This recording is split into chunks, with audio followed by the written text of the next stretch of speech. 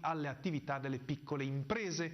Questi temi e la richiesta di una svolta urgente della politica economica saranno al centro della mobilitazione degli imprenditori artigiani prevista per il 18 febbraio a Roma.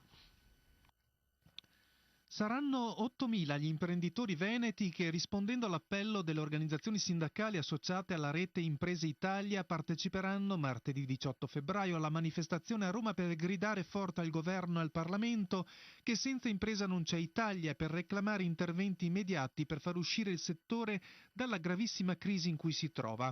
Lo hanno annunciato oggi nel corso della conferenza stampa svoltasi a Palazzo Ferrofini i presidenti di Confartigianato, di CNA Veneto, di Casa Artigiani, di Confcommercio e di Confesercenti. Aprendo l'incontro, il presidente del Consiglio regionale, Clodovaldo Ruffato, ha detto di condividere il disagio, le preoccupazioni e le ragioni della manifestazione, indicando nella burocrazia, nell'elevata pressione fiscale, nel costo del lavoro, nella difficoltà di accesso al credito e nell'insolvenza dello Stato le principali criticità delle piccole e medie imprese.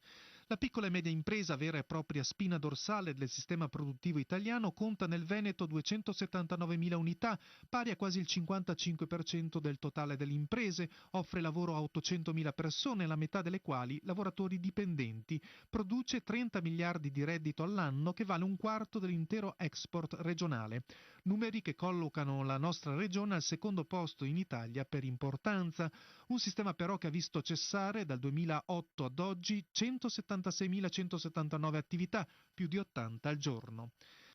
Il presidente di Confartigianato Imprese Belluno, Giacomo Deon, spiega: il 18 febbraio sarà una giornata particolarmente significativa perché gli imprenditori non sono soliti scendere in piazza e quando lo fanno significa che la situazione è insostenibile.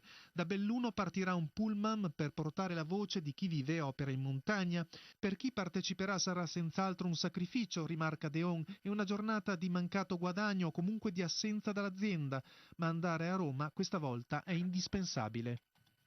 Gli appuntamenti per domani alle 16 nella sala del Consiglio della Magnifica Comunità di Cadore, incontro dal titolo Agricoltura di montagna, un'opportunità giovane.